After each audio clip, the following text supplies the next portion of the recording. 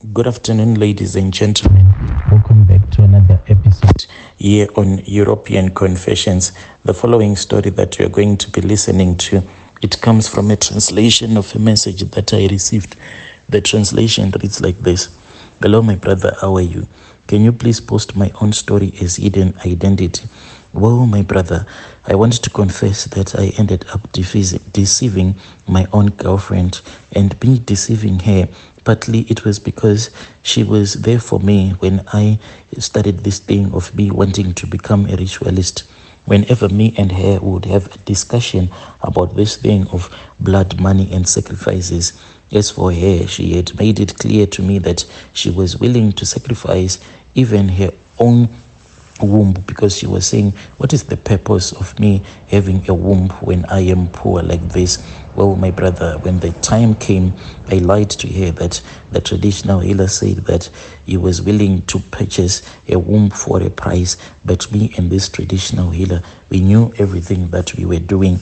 We knew that she was going to be the sacrifice that was going to wake up these topologies so that I can start using them. Well, my brother, what I did before all this thing had happened was that I had tried to go to church. I once attended this other Pentecostal church. Whilst I was attending that Pentecostal church, I then saw that the people, they just wanted us to wear like your formal suits each and every Sunday.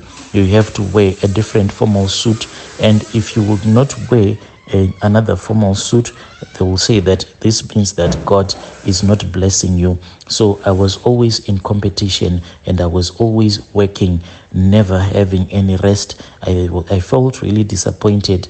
I then stopped going to that Pentecostal church, and I tried other things, my brother. I tried everything. And whilst I was trying going to the White Garment Church, I was then given several prophecies that were like bringing me closer to my own ancestors. It then happened that when I started following some channels here on YouTube that teaches us how to communicate with our ancestors, I then spoke with one of my father's brother, my uncle, the one who is still remaining, but he is quite old. Well, when I spoke with my uncle about this desire that I had to communicate with my ancestors, he was really happy and excited. He was like, finally, the ancestors have answered my prayers, because for a very long time he had been questioning himself as to who was going to assist him, who was going to do the ceremony for him in the event that he was going to die. As for his sons, he had already cancelled them out because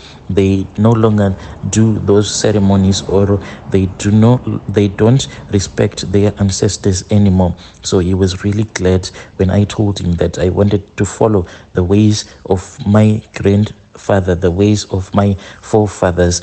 My uncle then said that, my son, I know that there you are in a foreign country, but this thing, we need to have a discussion one-on-one, man-to-man. I want you to return back home. Well, I then returned back home. When I returned back home, my brother, I spoke with my uncle, and he told me that indeed in the family, my grandfather, he had these other tokologies, and these tokologies, they were quite powerful, so much that by the time that my grandfather passed away, everyone was afraid of them. So my uncle said that, you see that mountain, he was pointing at this other mountain, and he said, that is where we buried all of those items that your grandfather was using when he was still alive. If you want them, well, we can go and I will show you. My uncle then said that, as old as I am, but I am going to try by all means to take you up the mountain so that I can show you before I die the place where we buried all of those tokologies. Well, my brother, the next morning, me and my uncle, we woke up really early because he's quite an old man. He cannot walk really fast. We started walking as we were going up the mountain. As we were climbing that mountain, that was when I saw this snake. I don't know what kind of a snake it is. This snake, my brother, it just appeared out of nowhere. When this snake appeared out of nowhere, I could not even see its head because it was really long. Well, My uncle then said that this was one of my father's tokoloshi that was following us around.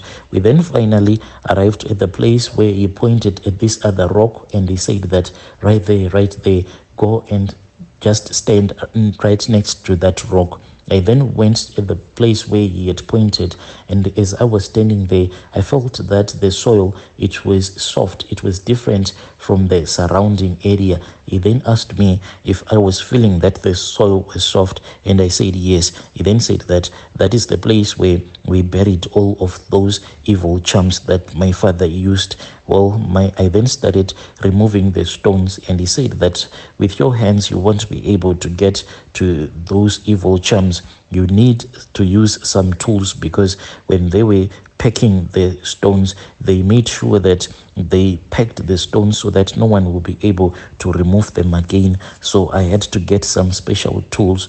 Well, I then returned, my brother, I returned alone. Whilst I was busy climbing up the mountain, that was when I saw the tail of that same long snake. This snake, it was quite long because the tail was hanging on this other tree branch, but when I kept on looking, I saw that the whole body of that snake, it was even resting on the next tree to the next tree.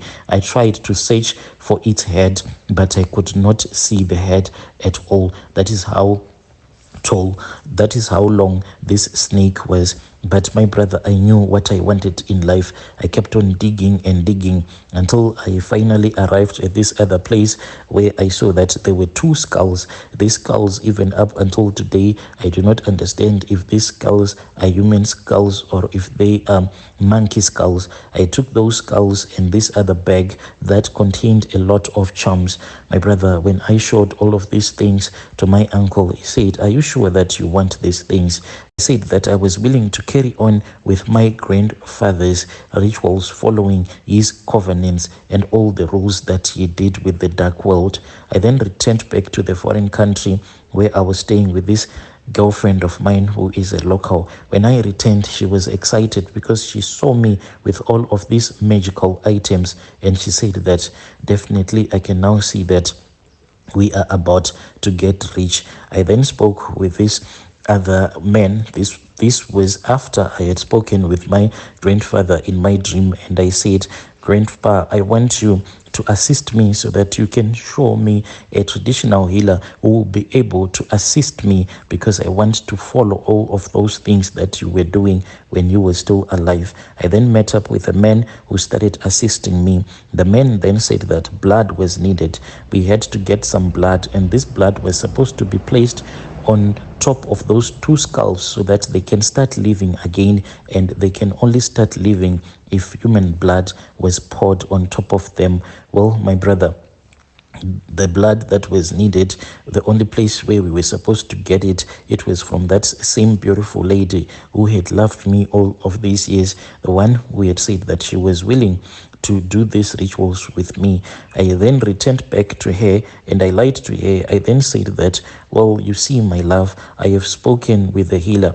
The healer has told me that blood is needed so that we can start making money. And the healer says that if you are willing to sell your womb, he wants to buy your womb and he can give us hard cash." She was excited. Well, we then went to that traditional healer. When we went to that traditional healer, she thought that actually the rituals that we were doing, she was actually selling off a womb to that traditional healer. But what she didn't know was that I was the one who was using her for my own rituals. That traditional healer then gave me a knife, and as she was holding out her hands like this, I then cut the palm of her right hand and I told her to squeeze out the blood. Then the blood fell on the other skull of that monkey. Then I did that same thing on the left hand as well, and after that was done, I then saw that these things, they started to come back to life. Unfortunately, this lady